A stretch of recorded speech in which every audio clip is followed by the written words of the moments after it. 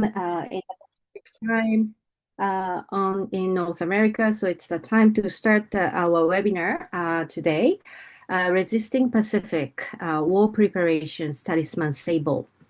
My name is Midori Ogasawara. I like to welcome everyone who takes time to participate this webinar today. Thank you, everyone.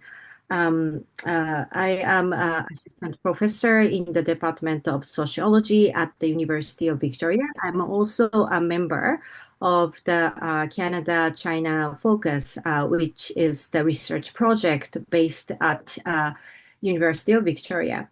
And particularly the part of the group, the peace related issues in the Canada-China Focus. So we are delighted to have the two special speakers today to this webinar.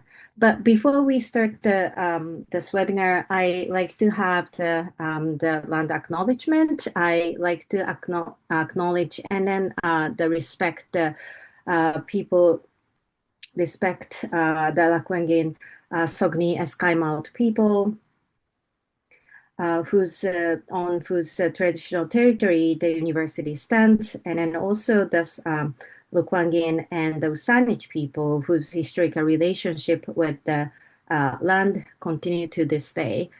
I am an invited guest to this land and then also the Japanese immigrant to Canada. I'm very grateful to the indigenous people for letting me live and study and work on the land they have taken care of for the memorable year for the thousands of years. Okay. And this event is also co-sponsored by the many peace groups based in Canada, Just to Peace Advocates, Pacific People's Partnership, Canadian Foreign Policy Institute, Doctors for Planetary Health, West Coast, International Physicians for the Prevention of Nuclear War Canada, Peace Philosophy Center, Women's International League for Peace and Freedom, and Article 9 Canada.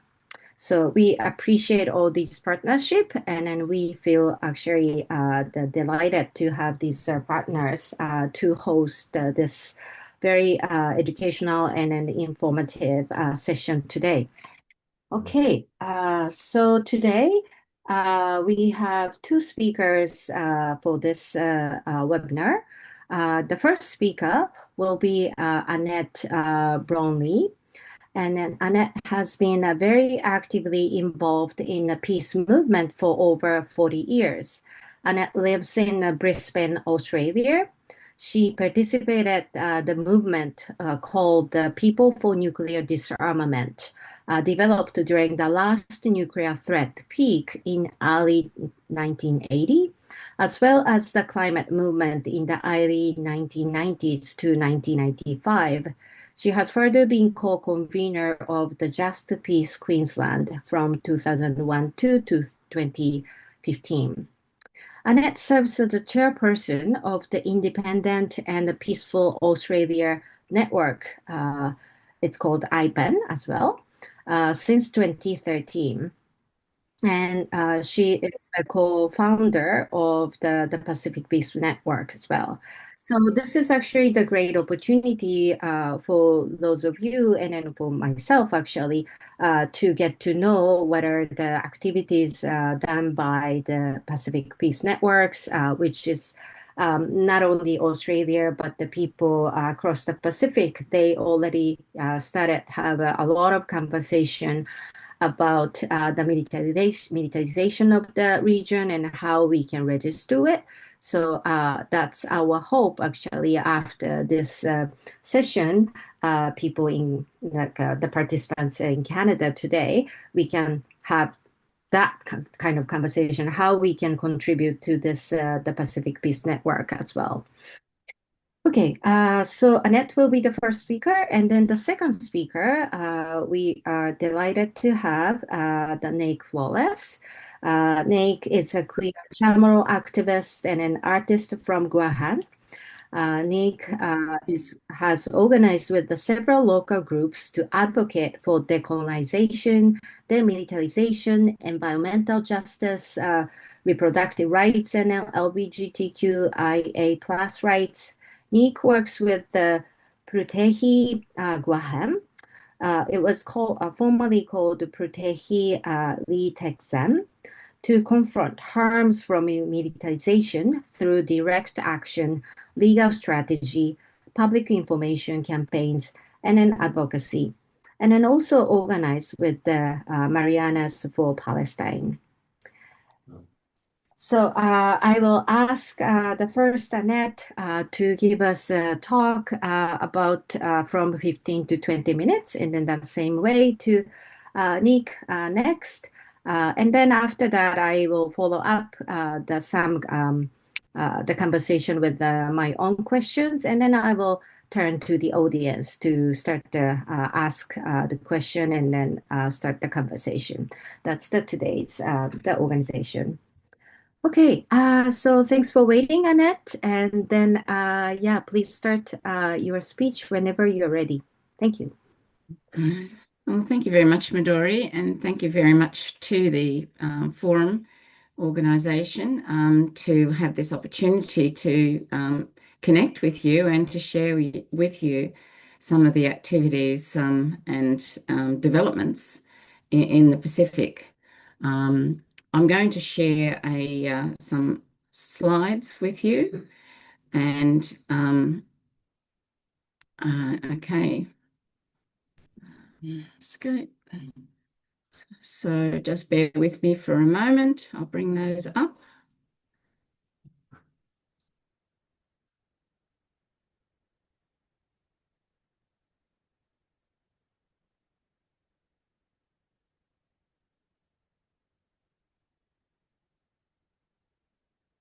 Okay, that all good? You can see those images? Yep. Yes. So Talisman Sabre is the twin of the RIMPAC exercises that are held in Hawaii each second year. So it's a massive exercise with 40,000 personnel from 19 different countries attending this particular iteration of Talisman Sabre. It runs for a few weeks, mostly in Queensland, but more and more sites are being used as they've expanded the testing of newer weapons systems that have been developed and are developing every year. So you can see here it is a land, sea, and air exercise. Everything from use of our airstrips and airports, the Royal Australian Air Force makes those available. And it's also happening this year for the first time in parts of New Guinea, just to our north, and into the seas surrounding Australia. So the exercise is largely organised by the United States, but as I said, this year it's brought in 19 different countries to participate. Naturally, China is not one of those countries. So we see this exercise as a rehearsal for war against China. There is no other explanation for the build-up of military systems throughout the country in Australia and throughout the Pacific, and for these war exercises to be held in our region. So this is where the exercises are happening. Shoalwater Bay is part of the Great Barrier Reef, World Heritage Great Barrier Reef. It's also the habitat for threatened species such as dugong. The humpback whale birthing area occurs up in this part of the coastline of Australia each year. It's quite a magnificent part of our East Coast appreciation of wildlife, marine life, is to see these large numbers of humpback whales coming up the East Coast and coming to these pristine waters to give birth to their young before they head back to Antarctica. It also happens to be listed as a Ramsar wetlands. So despite all this, military exercises take place. 2 years ago, when the last exercise was on, a Australian Air Force Taipan helicopter crashed into the reef, killing all 4 of the personnel on board, but also taking a very long time to extract the remains of that helicopter from the reef. So there will be damage that is done. There's also concerns about the impact of undersea explosions and how that affects the marine life.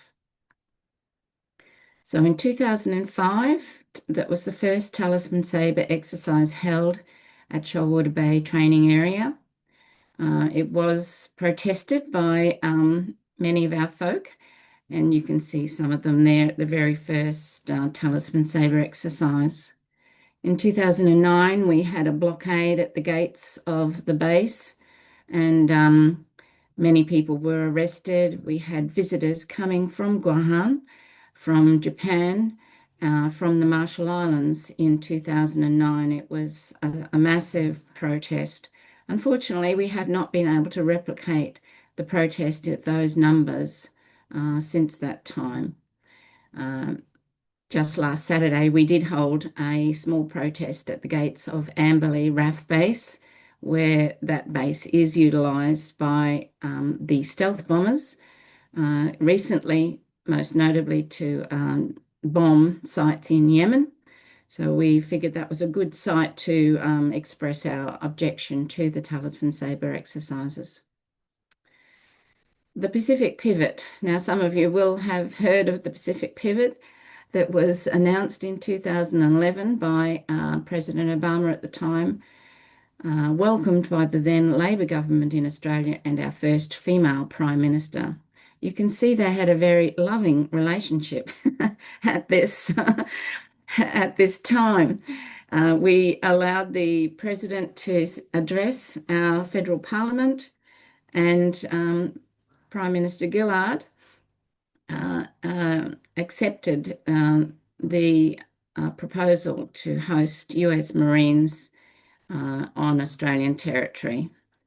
And this was just the beginning of a continued expansion of US military occupation of Australia. The pivot, in fact, was the spark to form the National Peace Network, IPAN, Independent and Peaceful Australia Network. We started with a handful of organisations and now have close to 100 organisations in the network with representatives from each of the 8 states in Australia. So this is a map of US military facilities in Australia, and you can see that they are dotted around the country. So we are acting as the forward base for the United States to wage war. Northwest Cape on the Western Australian coast and Pine Gap are playing a critical role in US military attacks in the Middle East. Most recently in Gaza, Lebanon, Syria, Yemen, and Iran, using satellite technology to provide a lot of information, from facial recognition to target sites for bombs. So, we have become complicit in the war crimes that are going on in Gaza right now. And Australia still lags behind other countries in being in its condemnation of Israel's genocidal attacks on the Palestinians and American complicity. Unfortunately, for me to say that. So this is a photo of Pine Gap in the centre of Australia. It's surrounded by a range of hills, so it's not really visible to people if you come to the gates of Pine Gap. We have some very capable people that could outline to you at a later time, if you were interested, just the whole detail of how these satellite tracking um, domes, the role that they play. It's very involved and very detailed. And yeah, like I say, I'd be very happy to put you in touch with Mr. Tanter if you were interested in finding out more about Pine Gap. So here is where Pine Gap again is located, right in the centre of Australia.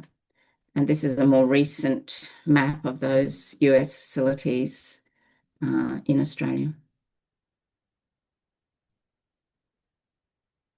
So, and Alice Springs, which is only 18 kilometres away from Pine Gap, we had a conference in Alice Springs in 2016, IPAN did. And since then, the community in Alice Springs has got a very eclectic community that works very closely with the Aranda people on whose land Pine Gap has been taken. It's a very vibrant community, and this is a recent photo of protesting the role that Pine Gap is playing in the genocide in Gaza. So some wonderful people there, Indigenous and non-Indigenous. So much of the work that we have done in IPAN is educational, I guess, campaigning and letting people know just the situation that we are in and the situation that China is in.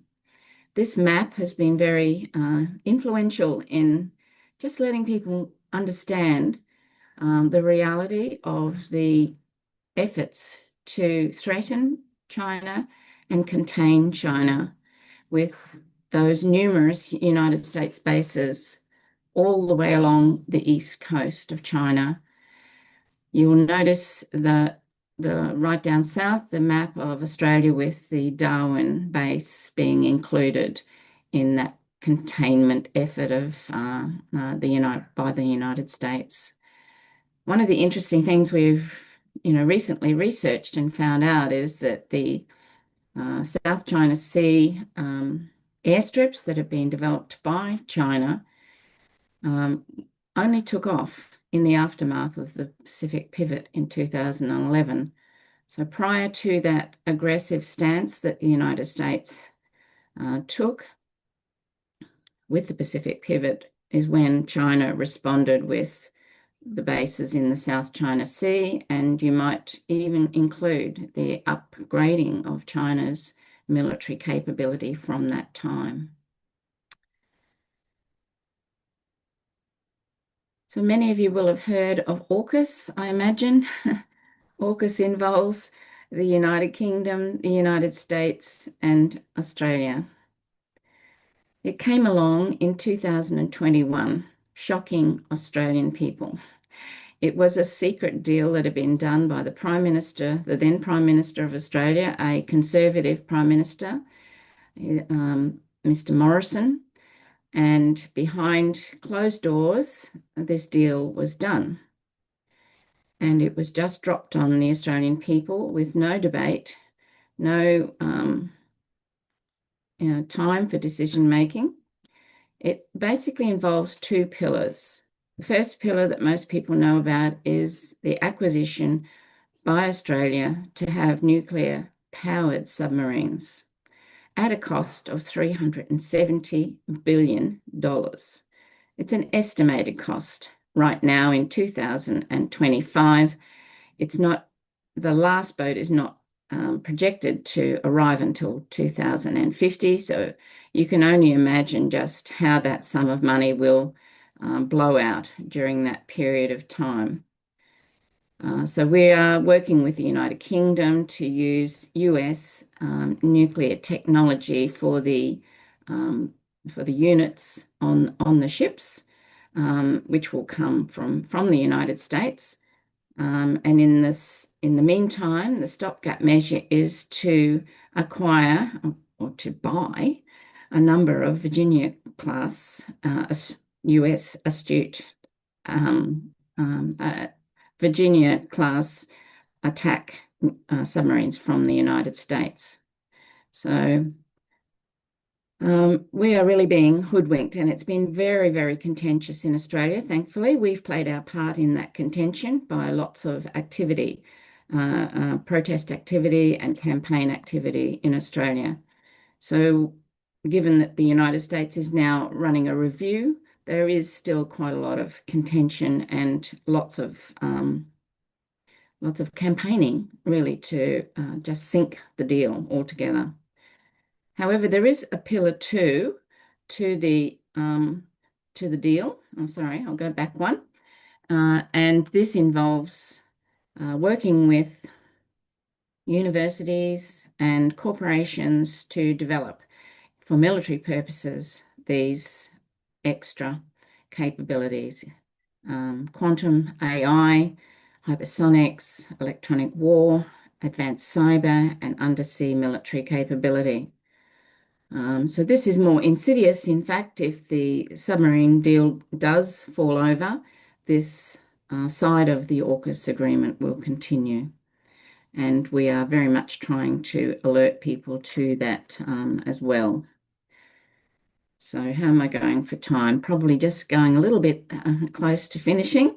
And I'll just talk a little bit about the Pacific Peace Network, which did come out of meeting people at conferences around the world, meeting with people from various Pacific nations, and we decided it would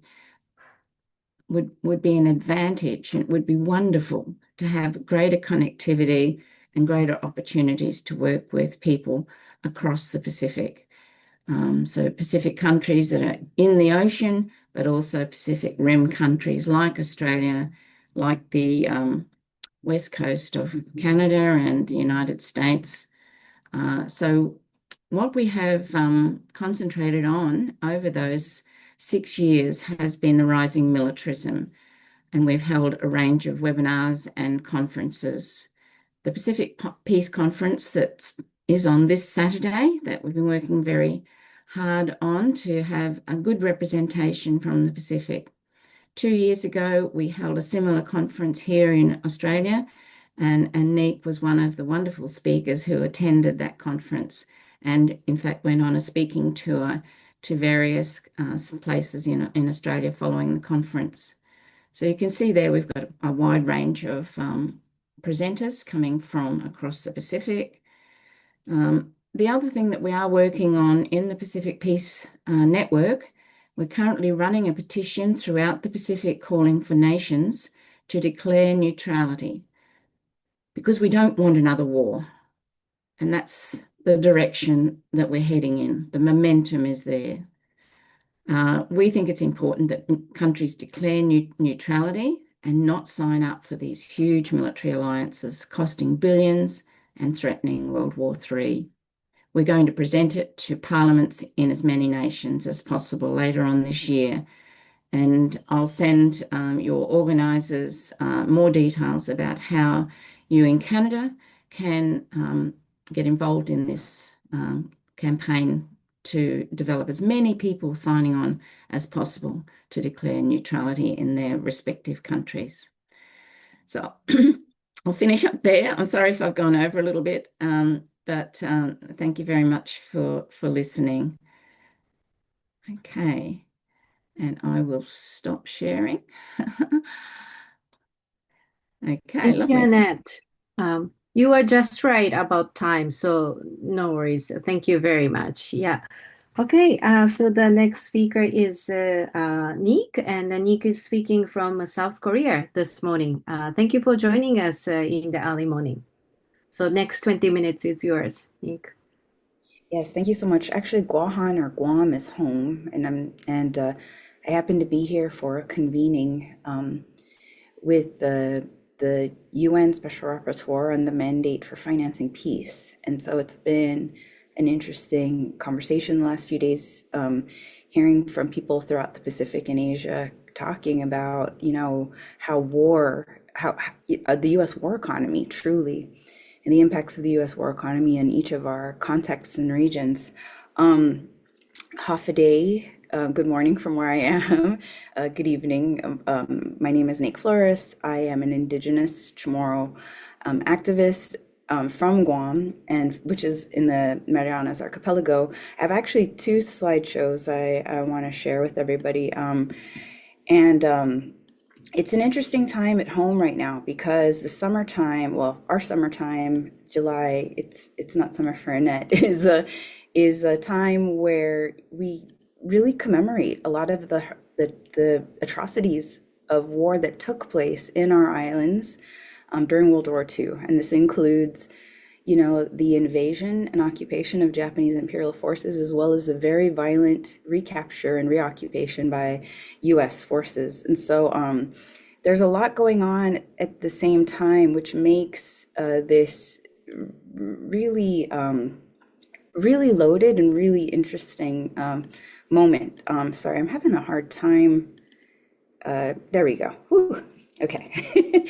So thanks for being here today. And you know, we really can't stress how much of has historically and is currently being burdened on the Pacific region for the spread of U.S. imperialism and military occupation in the, you know, it just forever. It's happened forever. So you know, we really need to think about what the definition of peace and security mean. And of course, a lot of it comes from the, you know, the definition of military security or national security. But what we're really interested in is the concept of genuine security. It's a feminist framework that was defined by the International Women's Network Against Militarism, which really focuses on, you know, how to avoid preventable harm, how to make sure people have access to food, water, a clean and safe environment, housing, how we can live in our homelands, you know, without the threat of war, and how we can have economies that are based on values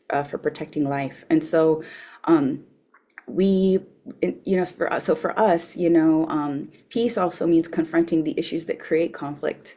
A lot of conflict is a result of the climate crisis, poverty, and of course, U.S. interventions around the world, which have destabilized governments and economies. And of course, you know, we are a colony of the United States. We were ceded to the United States after the Spanish-American War. So we were a colony of Spain for about 300 years. And we've been a colony of the United States for almost 200 years. And the worst destruction to our culture, language, and lands and waters have taken place under the U.S. colonial period. And so because of our colonial status, we also have limitations in the process of the United Nations. But so far, we've had 3 communications from special rapporteurs regarding the situation in Guam, including the UN special rapporteurs on human rights, indigenous rights, toxics in the environment. Unfortunately, the Biden administration and now the Trump administration has ignored these official communications. These are the first official communications from the United Nations discussing the violation of our human rights and indigenous rights and the destruction of our environment as a result of U.S. militarization, and specifically the relocation of Marines from Okinawa to Guam. So a lot of you might be familiar with the situation in Okinawa. They have endured decades of horrible violence in their community, especially towards women and children. And 4 Marines kidnapped and raped a 12-year-old girl, which sparked years of protest, thousands and thousands of Okinawans uniting to demand the removal of the U.S. Marines. And so that has resulted in the relocation of those Marines to Guam. And right now, you know, according to the last census, our population is 100 and, oh gosh, I just realized I didn't actually turn on the slideshow, sorry. Our population, according to the last census, is 150, about 153,000. And in addition to that, about 21,700 military personnel are present in Guam.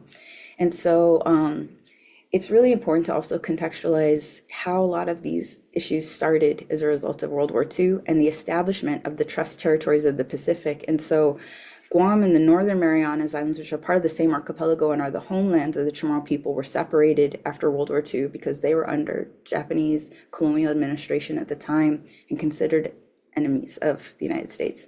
And so we are divided colonially and politically because of that. And so, and also other parts of Micronesia, including the Federated States of Micronesia, the Republic of Palau, and the Republic of the Marshalls, were also under the Trust Territories of the Pacific.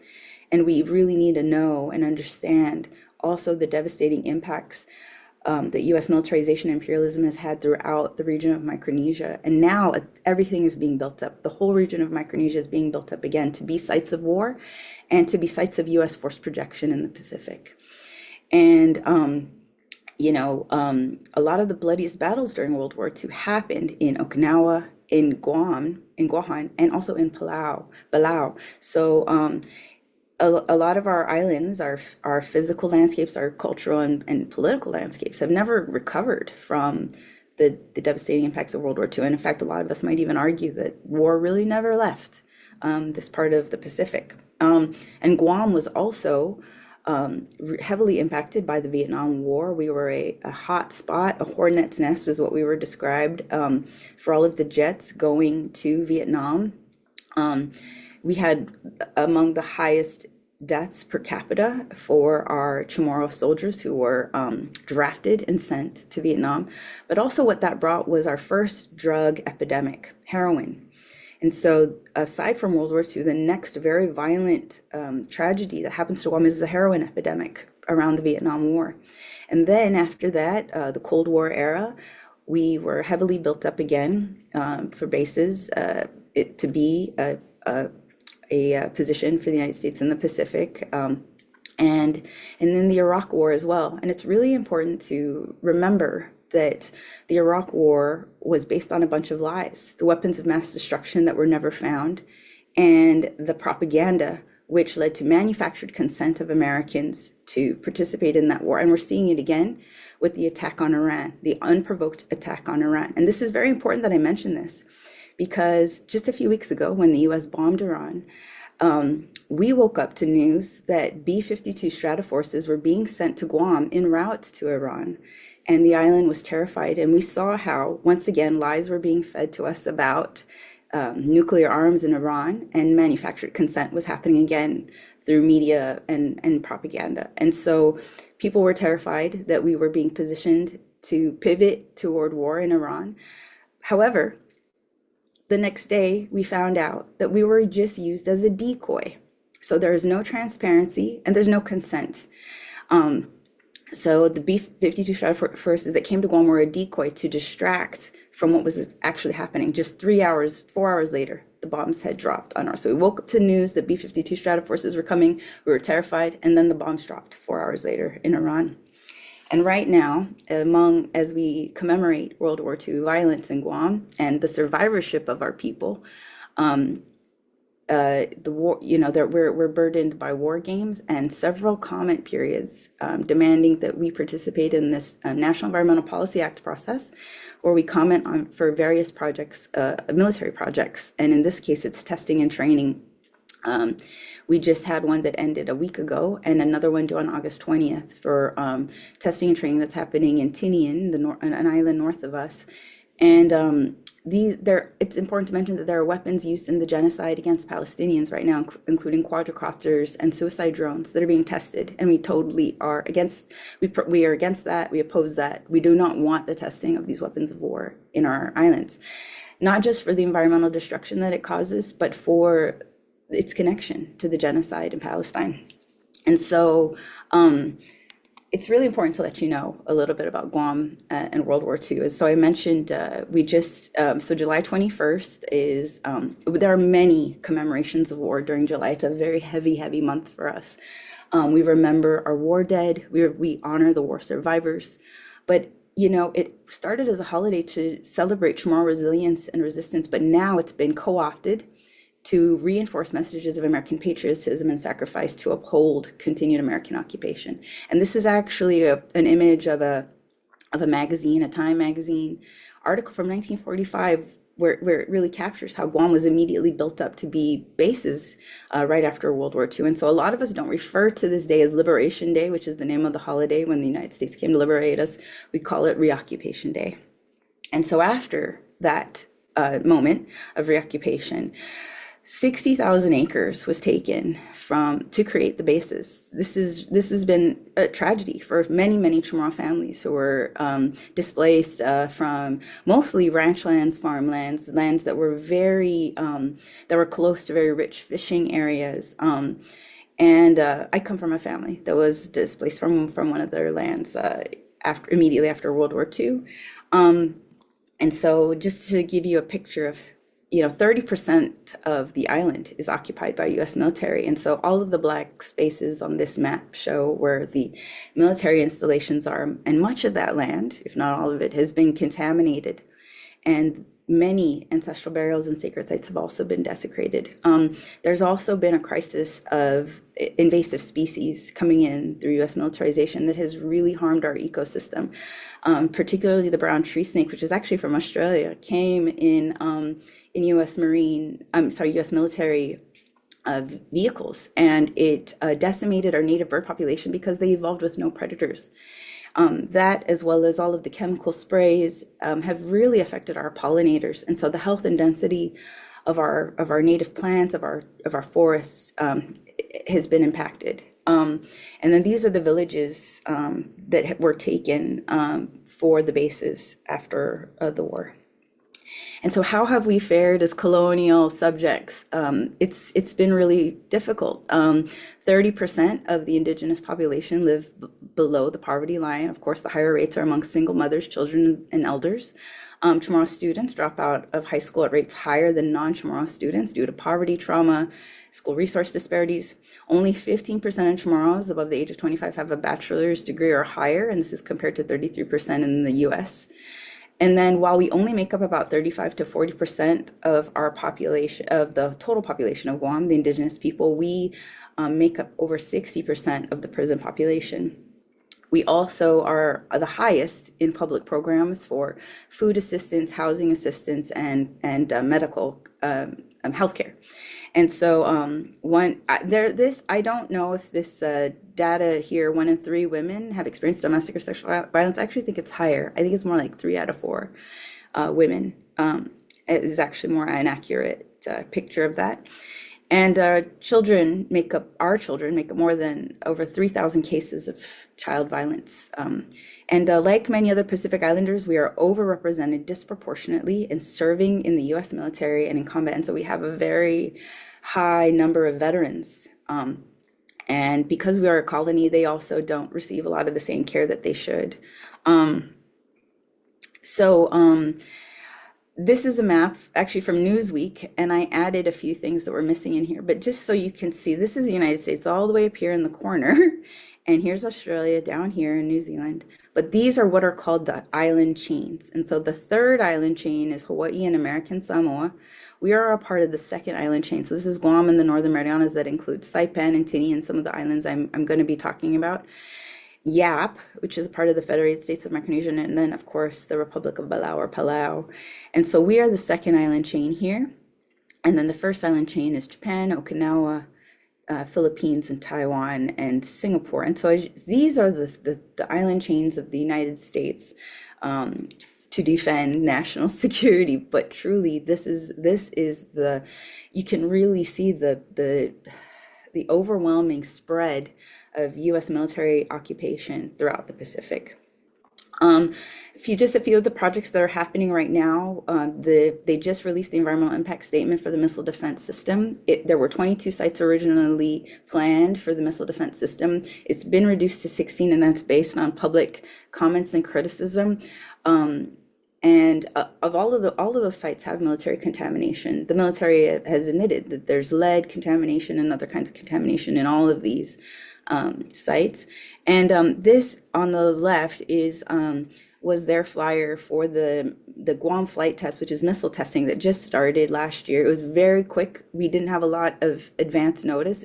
It's been devastating. They fast-tracked. They did not do an environmental impact statement for that. Instead, what they did was something called a finding of no significant impacts, which allowed them to move forward quickly without doing an environmental impact statement.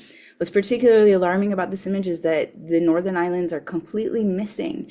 And so, talking about their impacts, this encroaches into their economic zone. But also, there's no plans to remove any of the debris, any of there's no plans for remediation. They're going to leave all of this in the ocean, and they do that too with all of their war games. They drop thousands of pounds of explosives in the waters surrounding Guam and the Northern Marianas, and those things we don't find out about until the war drills are done. And so on the left here is the picture of the Tinian airstrip. And this is really important because this is the same site where the US jets that carried the bombs, the nuclear bombs that fell on Hiroshima and Nagasaki, launched from. And so it was an abandoned airstrip, and now it's being rebuilt to be what's called a divert airfield. And so their plans are, if Guam is devastated in conflict, they will send assets immediately to Tinian. And right now, the Northern Marianas is in a serious economic crisis. And so this is being sold to the people as a way out of that. And on the right, these are some images of us protesting when Pete Hegseth came. Pete Hegseth, the Secretary of Defense for the United States, who is a fascist and a racist, he made a tour to Guam, Japan, and the Philippines very recently to talk to us about building up. And there was a secret meeting here in Guam where he also met with representatives of the government of the Federated States of Micronesia, because now they are also going to be building up in Yap. I just read an article this morning where they're going to be building up the airport in Yap, and I'm just going to jump to this one. In Palau, there are 5 U.S. military projects that break both federal law and Palau laws for environmental impact assessments. And so, as we saw on the map, and as we heard about World War II, again, these are the same sites that are being built up for war in the Pacific. And these are some really interesting economic and social impacts here. And so, one of the criticisms for the missile defense system, the EIS that was just published, is that while billions of dollars are being proposed for this, there's no money or for plans for evacuation or for shelters, nothing for the civilian community. And also, Guam qualifies as a downwinder of nuclear contamination from the horrible nuclear tests that the United States carried out in the Marshall Islands. And this gentleman here at the top, Robert Celestial, he's the one who found these once classified reports that had the data that documented the levels of contamination. The United States for decades now has denied compensation to Guam. And of course, they do that because they also don't want to compensate the Marshall Islands for the horrible things that they've done there. They dumped all of their military waste there and they put a dome on it. And their nuclear waste from the tests, instead of removing it, now they're saying, oh, they can't take, it's their law that they can't take nuclear waste from foreign sovereign nations. It's really important to note that the Republic of the Marshalls, the Republic of Palau, and the Federated States of Micronesia all have compact agreements with the United States that allows them to occupy their land, air, and sea for military use at any time. And so the United States does that without compensating the Pacific Islanders that they have made very sick, all the land that they've contaminated. The people in the Marshalls continue to grieve the land that they've been displaced from. And this gentleman is a hero. He's a veteran, and he has been very vocal and very critical about the history of the military here. And we just in the last month were denied coverage from RICA. And then this is our governor begging for money for our hospital. We have a horrible hospital, or I want to rephrase that. We have a hospital that has wonderful people working in it, but a lot of people think it should have been condemned at this point. It's falling apart, and it's been a problem for decades. And now here's the governor sort of begging, talking to Pete Hegseth about saying, we're going to be burdened by your community too when they come here, and especially in a time of conflict, and we need a better hospital. So it's actually quite terrifying that this is all happening. I'm going to skip ahead for time, but so last year was the 80th anniversary of Guam Liberation Day, and we protested. We did not make the protest, the parade this year, but this is the parade that they have every year. It's highly co-opted by U.S. military again. And this is one of our members saying we're not the tip of the spear. That's language used to talk about who we are for the United States. And we're also connecting Palestine, the issue of Palestine here. I'm going to switch now to the next slideshow, because then it really ties us into Talisman Sabre. And I'm sorry, just give me 1 second. Am I okay on time? I hope I'm not going too fast. Yes, you're fine. You're almost there, but it's okay. Yes, please go ahead. Okay, great. These are some, we just did a wonderful, collaborated with Resist, a US-led war, on the series of slides that were actually on our social media. I tried to resize them for today. I did not resize them all because of time, but I really want to encourage everybody to please also follow Resist US-led war. They're great. You can look up their organization. They have a great website, but here's their Instagram. They're an incredible group that people should be following. Very critical of US militarism. And this is our Instagram I'm putting in the chat right now. But we collaborated with them. They used a lot of our research to design these great slides. But right now, so we've, like I said, we've got World War II commemorations, we've got comment periods. We also are experiencing horrible war drills, war games right now called RE4PAC, or the Resolute Force of the Pacific. And this is directly connected to Talisman Sabre. This is happening because Talisman Sabre is happening. And so the RE4PAC is, to prepare U.S. military forces for war in the Pacific, and it's taking place in Hawaii, Guam, Japan, and in international airspace. It involves 350 joint and coalition aircraft, 12,000 military personnel. It's in 50 locations across 3,000 miles. This is a video I actually took outside of my apartment of F-16 jets. The video doesn't really show how close, how low they were flying, but I just wanted, it's mostly the sound that you should really pay attention to.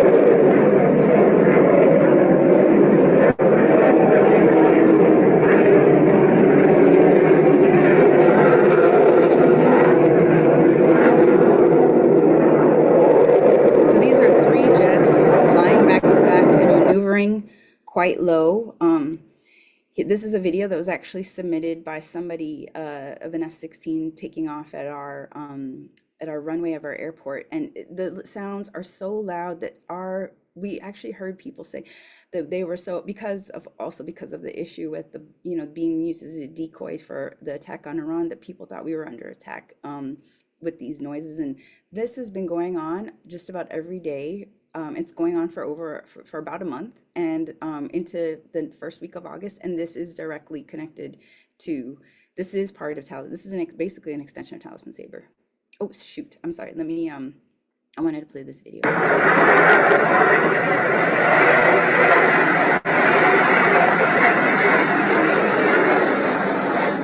So it's been horrible. And so this is just a map to show you how extensive the exercise is throughout the Marianas. It includes these various military installations in Guam, as well as the Tinian North Field that I showed you a picture of. And so in Saipan, there's 500 military personnel. There's 115 personnel in Tinian. There's 40 in the island of Rota. And we don't even know how many in Guam are right now. That they have not been transparent about. And so on July 4th, which is the United States Independence Day, we protested. And so you can see here, cancel RE4PAC, no more war games. But we really wanted to, again, connect it to the atrocities happening around the world. And so we released this, that we do not consent to the war games. We do not consent to be made a target for war.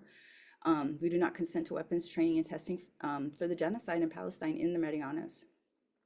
This is actually a picture in Saipan where they caught one of the planes flying very, very low.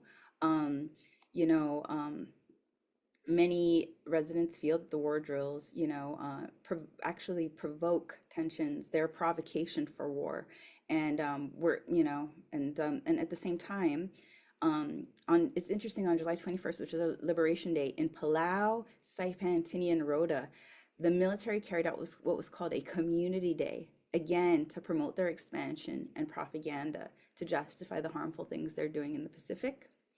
And of course, these war drills cause contamination from explosions and hazardous emissions, excessive noise pollution, impacting elders, veterans, and individuals with noise sensitivity. The noise also harms wildlife, such as our endangered Mariana's fruit bat, birds, livestock, and pets. Munitions are dropped in surrounding waters and are left behind to harm marine life. Communities also often see a rise in violent crime and in accidents. And so this is just some detail about the B-52 Stratoforces that actually came. And so, of course, we want the U.S. to stop their horrible war games in the Marianas, but also in the large Pacific, and cut ties with war profiteers and Boeing.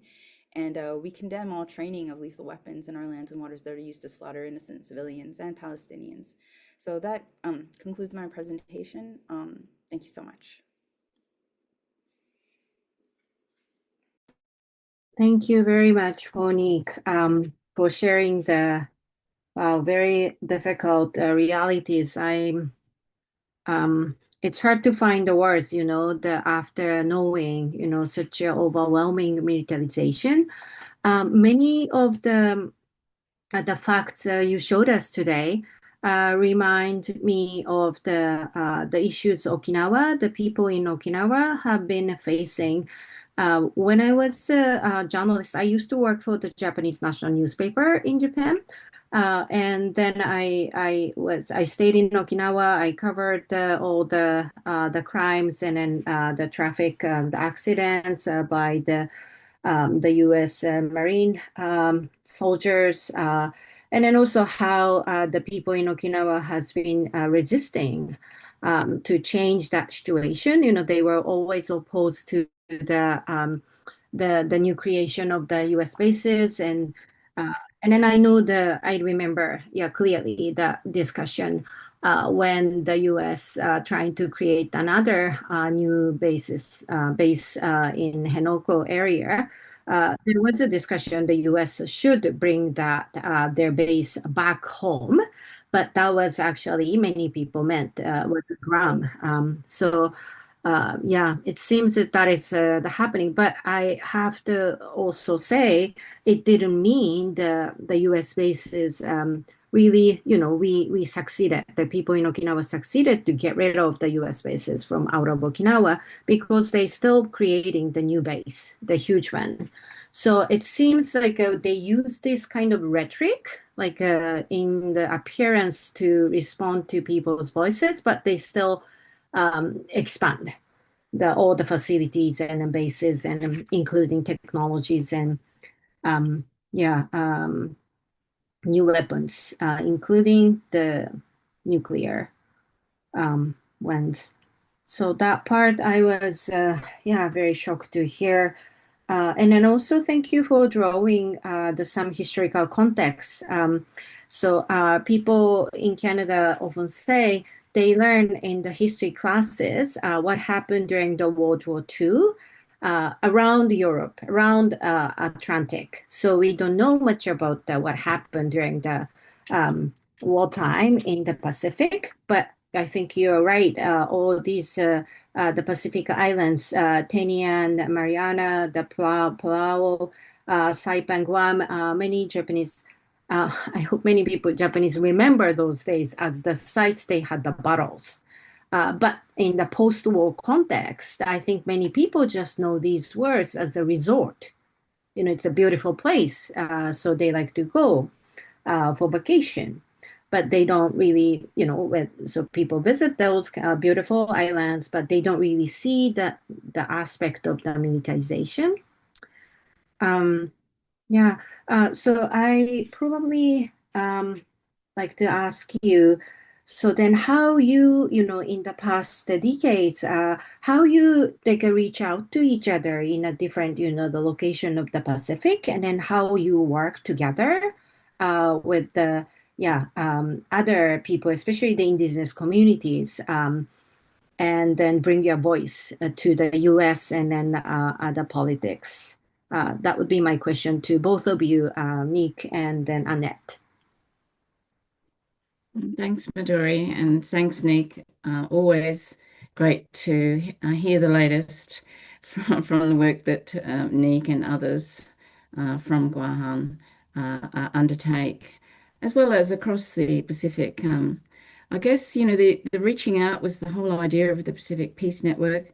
Years ago, there was an organization called the Nuclear Free and Independent Pacific, which I see Cora Fabros is on this webinar.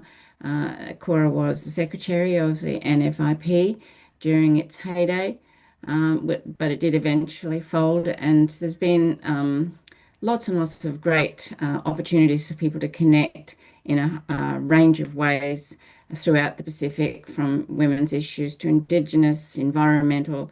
But we just thought it would be great to be connecting with people uh, on the rising militarism, which of course is connected to all of those other aspects of the need to have energy and connection on all those other areas. They are all interconnected. The environmental issues are very much a part of rising militarism. The Indigenous abuse is very much a part of rising militarism. In Australia, the Indigenous people, and I come to you from the lands of the Jagera and Turrbal people in Queensland.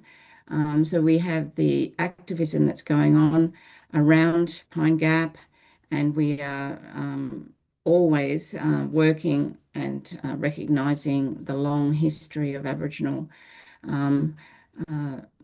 opposition and resistance to colonialism that has been so devastating for First Nations people in this country.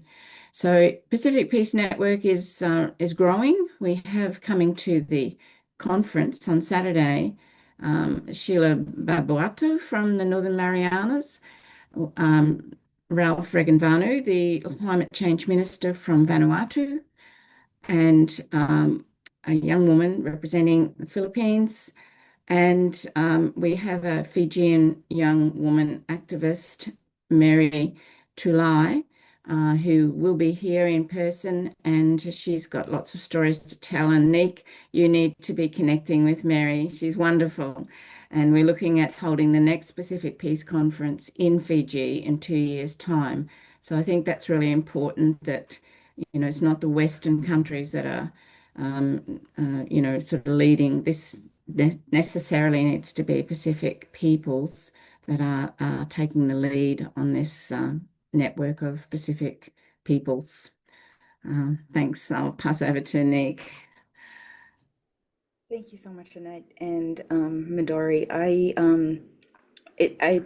just to go back to Okinawa, it's so important to really recognize too the devastating environmental impacts there, the PFAS contamination, the nuclear contamination, but also the fact that even sexual violence, military sexual violence, is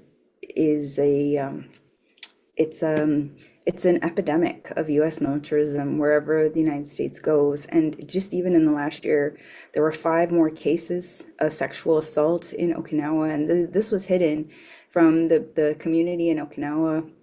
And we see it also in South Korea. In Korea, there's a history of military sexual violence in the Philippines, and throughout Micronesia. And so this is really something that we need to talk about. A lot of the issues are also erasure. A lot of people, up until very recently, weren't even aware of the horrible things that happened in the Marshall Islands with the nuclear testing.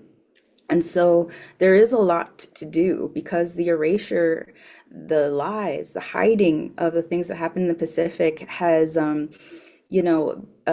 really kept the world unaware of everything that's happened, everything that is still happening, and sort of leading to manufactured consent for U.S. occupation and military occupation. And so tourism that you mentioned, also Midori, that's really interesting that you mentioned it, because tourism is also not the best economic feeder. It is also devastating to the environment and to cultural spaces. It's exploitive, extractive, and it actually doesn't really contribute much for labor either in the Pacific. And militarism and tourism are very much connected, And so but you're absolutely right. People think that these are tropical paradises and are unaware that they're in sites of violence, sites of war, sites of tragedy, and even in sacred areas where our ancestors still remain. And so that's part of the erasure as well. We have to do everything, all the strategies. So our group is engaged in 2 lawsuits against the U.S. military right now for violations of the National Environmental Policy Act, for their plans to do open burning and open detonation. Right now, they have a permit to do open detonation for their munitions. Because we were carpet bombed in World War II, we constantly find munitions, and they blow them up right on the beach. Actually near the land that was condemned for my family after World War II. And there are safer alternatives that they refuse to consider, and they've also refused to do a health and environmental analysis. And so that's why we are suing them, and we actually are taking them to court very soon. We're also engaged in another lawsuit with the Center for Bio. So the first lawsuit is with Earth Justice, who's representing us. They're an amazing nonprofit environmental law firm. And another group we're working with is the Center for Biological Diversity, and we're a part of their lawsuit for violations of the Endangered Species Act for the construction of the marine base and the firing range. And so we do legal strategy. We definitely do international solidarity. It's so critical that we connect with folks like Annette and Cora Fabros, who's here out of the Philippines. But we are connected to IPAN, the Pacific Peace Network, the International Women's Network Against Militarism, Resist U.S.-led War, who I mentioned earlier, as well as the International League of People's Struggles. It's very important that we all connect and continue to strategize and not just have performative solidarity, but very tangible, active solidarity. And so, we really try to nurture that solidarity. That includes visiting each other in the Pacific to learn truly the history, really understanding the community struggles. And we to share it with our own community who've also been prevented from knowing the truth. There's a lot of truth telling that needs to happen, and so we're engaged in so many strategies. We're also, of course, engaged in direct action and protest, educational campaigns, and to try to get our folks to participate in those comment processes is really difficult because these are very dense, lengthy military assessments that are very problematic, and it's really not a process that's very thoughtful of the indigenous people. And so it's still at the same time, while we don't consent to the process, we have to participate in it simply to document opposition and criticism and concerns, because it can have an impact. And so that's kind of everything in a nutshell. And so, I'll pass it back over. Thank you so much. Thank you. Thank you. Yes, there are so many issues we need to discuss. I think you are both right. The rapes, especially, the sexual assaults are really the epidemic. It's nothing. Yeah, it's so sad to see that. Like, especially women in Okinawa, they did a wonderful jobs to push it back, and then let the at least Japanese audience know the military doesn't protect people. It's just that they are there. Many people believe, they are there for the national security, but in reality, the military on the ground, they don't protect the children, women, elderly, rather. Those people subject to the sexual crimes very often, and then also the very toxic drinking, and then the accidents. It's not just accident, it's a really systemic issues we've been hearing all the time. So I think you were right that there is a many fronts we have to address as the issue of the militarization, not only the those sexual assaults, but also the environment and then human rights and the indigenous sovereignty as well. So I'd like to ask you one more question about Canada's participation, because Canada is part of the Talisman Sabre this time. And then, as you can see, the US President Trump kept saying to almost all countries, they think the US allies to increase the military budget, including Japan and Canada and an EU. So what would be the consequences of this? Almost all like the so-called Western countries will increase the gigantic, the amount of the military budget in the next few years. So then how that would come as a cost to the Pacific region. What do you think about the Canada's participation in this? And then how the people in Canada like me can react to this situation? The both of you, whichever who is ready, Annette and Nick. I was putting in the link to the online registration. Sorry. Can Oh, you okay. repeat that Thank you. question Thank you for again? doing that. Could you just repeat the question? Oh, okay. Yeah, I was asking about the Canada's participation in this, U.S. led militarization on the Pacific, because Canada has been, is joining Talisman Sabre, It and then is. also the Canadian, I think, Navy went to Taiwan and Japan, I think, recently, uh, which was not very, usual for the Japanese people to know. The opposite side of the Pacific, why Canada is there. Like, yeah. And then I saw also the Japanese self-defense force came to this part of Canada where I live, the West Coast, um, Victoria. So so what do you think about the Canada's involvement, and how Well, the people who are concerned about the world peace in Canada can react to this situation, like to help the demilitarization of the Pacific? That was my question. yeah, well, it's the Anglo Western nations sort of banding together, isn't it? The Five Eyes network, have you heard of that? Yes, of Uh, course. Yeah. yeah. So, sharing of intelligence with Canada, Australia, New Zealand, UK, and USA. And of course, then in the last 5 years, we've had the development of what we call the Quad, which is another attempt to consolidate Western aligned nations, although India, I think, is a little bit on the fence, but that's India, Australia, Japan, and the US.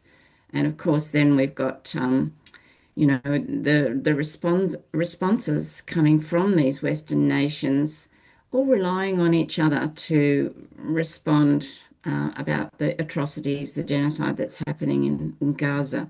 So one won't move without the other. And it's just so clear that it's a consolidated block of corporatized Western nations who want to maintain their control over world events, and they'll stick together.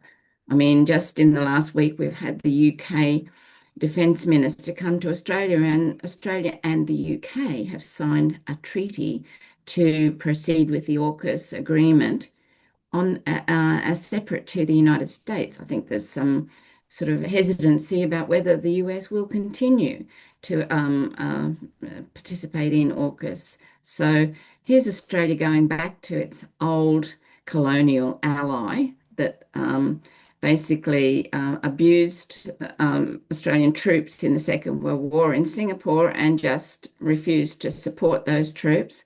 So Australia then swung to the US after the Second World War, and now here we are swinging back to the United Kingdom when instead we should be realizing we live in the South Asia Pacific region. That Mhm. is where our neighbors are, that is where our interests are, and that is who we should be developing our closer relationships to work for genuine security.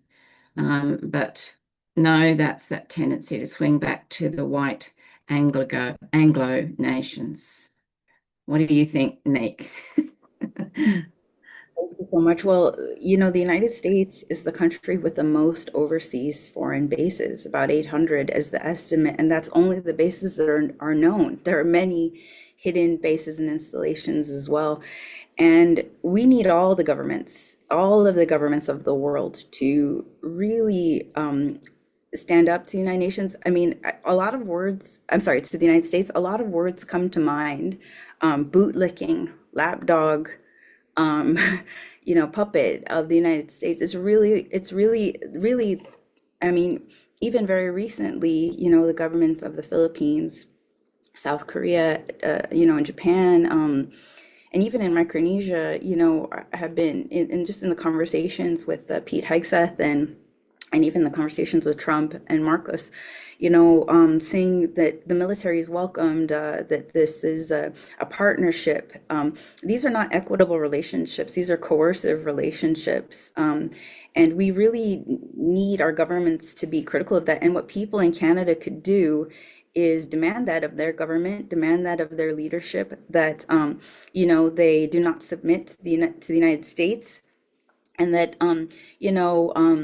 what another thing that the United States is so successful in doing in its imperialist takeover is that they're really good at turning countrymen and women, country people against each other, and dividing countries, dividing communities, against each other under this false pretense that they're here to make everybody safer. The bases do not keep anybody safer. They make us all more insecure, more unsafe, environmentally, culturally, socially. And we need the communities in Canada to, demand of their governments that they do not participate in these war games, that they do not support the expansion of U.S. imperialism and bases in the world, and also that they do not support their government in providing weapons and support for the genocide in Palestine. All of this is connected, and the more the Canadians, also connect this to the crisis of murdered and missing Indigenous women, and the struggles for Indigenous rights in Canada and in the North and in North America, as well, because all of those extractive industries that are connected to that crisis are all of those extractive industries are part of the military-industrial complex, and so we really need, the governments to be to say no, to say no. We will not be the lapdogs. We will not be the bootlickers of the United States. And it's really the people, not just through elections and voting, but through public protest, through public comments and testimony, through even legal strategies, thinking about, are our governments, are the world governments complicit in war crimes if they are supporting these war games, supporting the production and distribution and redistribution even of weapons used in war and genocide? We are in a U.S. war economy all over the world. All of our economies are impacted by U.S. war and militarization, and now the tariffs. And so along with that, we're seeing a rise in surveillance, suppression, and fascism around the world, racism around the world. There's so much to confront. And so the more resistance, the more grassroots and resistance on the ground there is, the better. And so we really need the folks in Canada to also recognize their roles in supporting all of that, but also in supporting their own Indigenous communities as well, because it's all connected. It's a giant net that's suffocating the world, and we all have to do what we can every day to pull at the threads of that net and resist. Whether that's and we can't say that, oh, I'm just one person, I won't make a difference. Just look at the people on the Hundala, the gentleman who founded the union against Amazon, now beaten and imprisoned by Israel. He was one person who started the union. And Amazon, of course, is very connected to the genocide in Palestine, and that one person has woken up the whole world to the unfair labor treatment, the unfair labor practices in Amazon, but also it's just important to remember that one person can make a difference. But of course, we shouldn't feel like we're in isolation. The more we talk to each other. So after this webinar, having conversations with even your own family and friends, drawing them to other videos, talks, the conference, so people can learn more and talk about it more. The more we talk about it, the more we learn, the more information we share, the more we'll be better equipped to fight our own governments in their participation of the military-industrial complex. Thank you very much for being so articulate and the clear suggestions. I have more questions, but I think I should give my mic to the audience. So yeah, I can take the one or two questions from the audience because of the time. We have a few minutes. Yeah, then the 7 minutes left, and so we have 23 participants at the moment. And then, do you have any questions? If you have any questions, just speak out, or you can use the uh, signs like emoji, raise hands.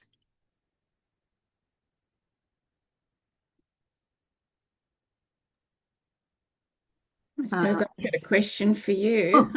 Oh, from I saw hands from Satoko. Go to Satoko. Yeah. Yeah, Satoko, can you ask question by yourself?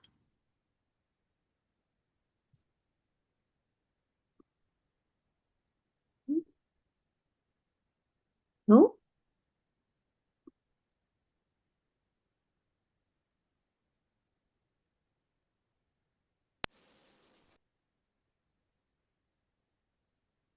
Satoko, Okay, can sorry. you unmute? Yeah, sorry. Great, great, thank you. Yeah, hello. Yeah, I didn't know how to unmute myself on my cell phone. Sorry, it took me a while. Uh, yeah, I'm Satoko Norimatsu. I'm a founder of Peace Philosophy Center and a founding member of the Vancouver, the Article 9 Canada, which are sponsoring organizations, co-sponsoring organizations of this event.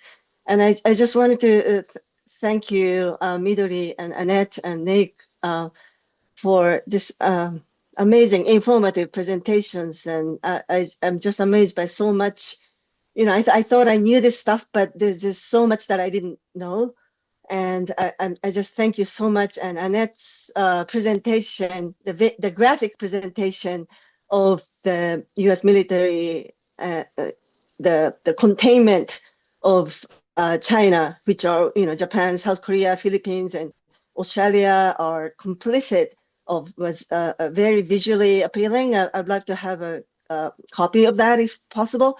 And Nick, you as a Chamorro person,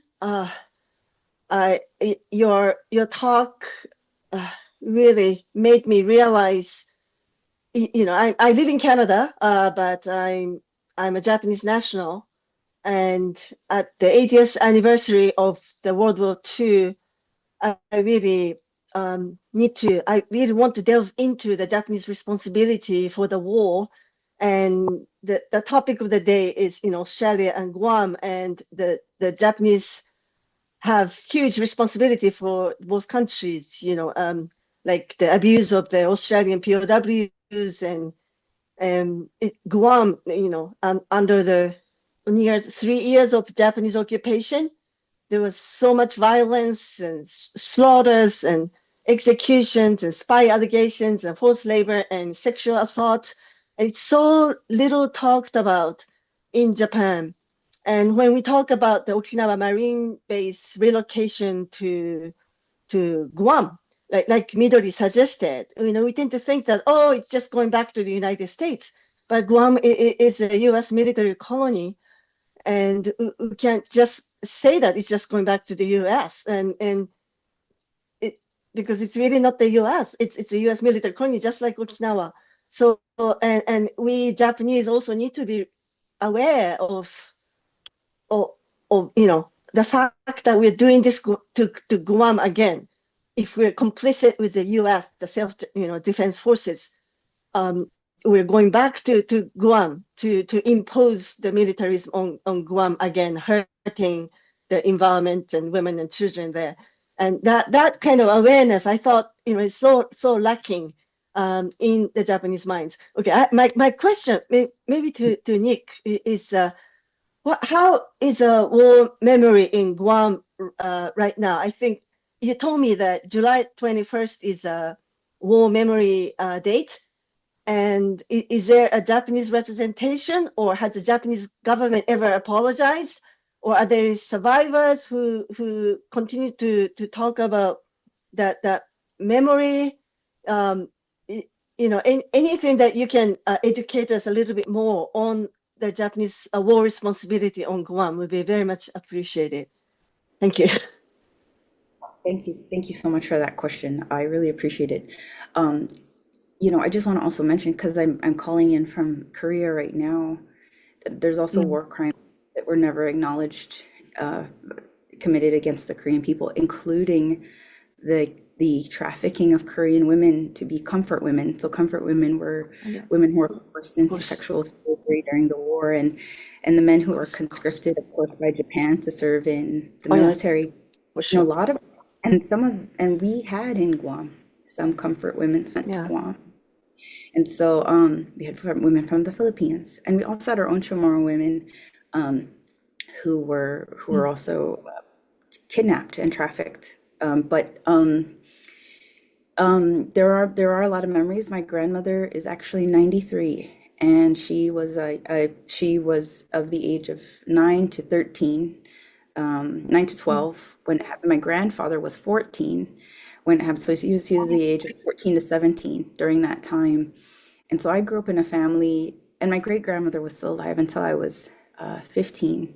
So she was an adult, she was a parent, and her youngest sister died at 101.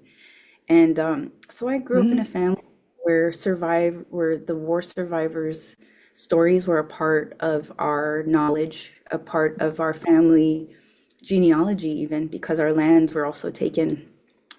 And so there is a lot of memory. A lot of people still, of course, grieve the land that they lost from the U.S. takings, but a lot of people do remember, witnessing a lot of.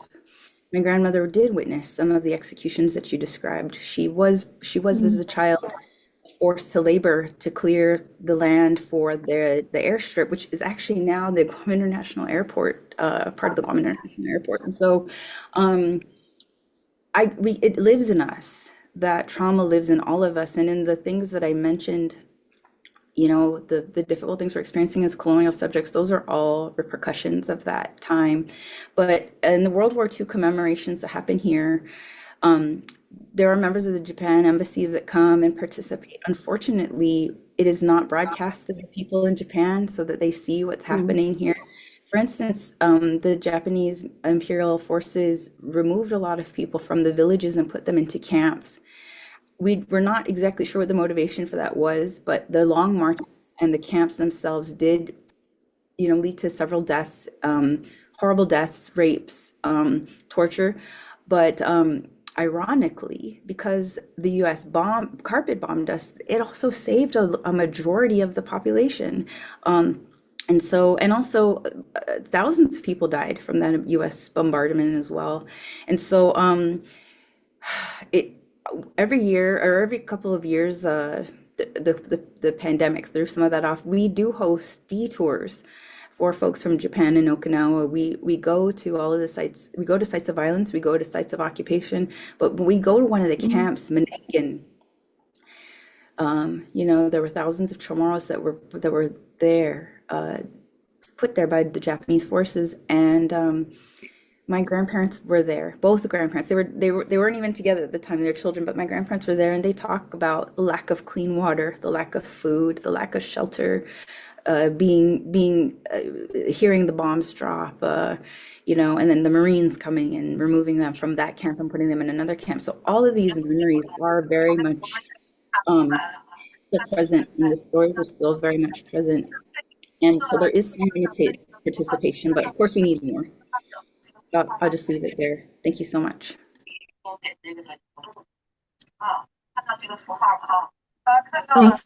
Thank you so much. I think someone's microphone is unmuted, so we hear some noise, if I'm not mistaken. Okay, so the next question is from Hans. So maybe this is the last question in the session today. So after Hans' question, we're gonna close this session. Okay, thanks for waiting, Hans. Would you like to ask a question? I'm a Canadian as well, and in particular, with reference to fellow listeners that are Canadians, I'd like to point out one very outspoken Canadian author of a book called Standing on Guard for Whom, an expose of Canada's military and involvement in NATO. Yves Engler is his name, and he happens to be a candidate for the leadership of the New Democratic Party, chiefly in as an eco-socialist in opposition to the war in Gaza, but also to the war in Ukraine and the turn towards China that Obama initiated. We feel that running a candidate, an anti-war candidate, will test the character of the New Democratic Party, which is, so to speak, the only Labor Party in North America. And if people are interested in Yves Engler, you can Google him and get to his website. I would like to particularly thank the organizers of this meeting. I personally am married to a Chinese partner. I have visited China, and the last thing I wanted to see is a war effort, another arms race with China. Whatever we think of China, we have no right to involve them in a war. And my slogan is fight GHG, not World War III. GHG being greenhouse gas, of course. It also means global hegemonic gangsters. So, my parting words. Thank you for organizing this. I'm very impressed, particularly by Naik. Thank you. Thank you for the comment, Hans. Okay, so no more questions. But thank you, Annette, for the throwing the some the links to the chat to the conference you are organizing. You must be very busy this week to put everything together for the conference. On the same date, I'm gonna have my own event based in Victoria here about Hiroshima Nagasaki atomic bombing. So August is the very busy month for the all peace activists, I guess.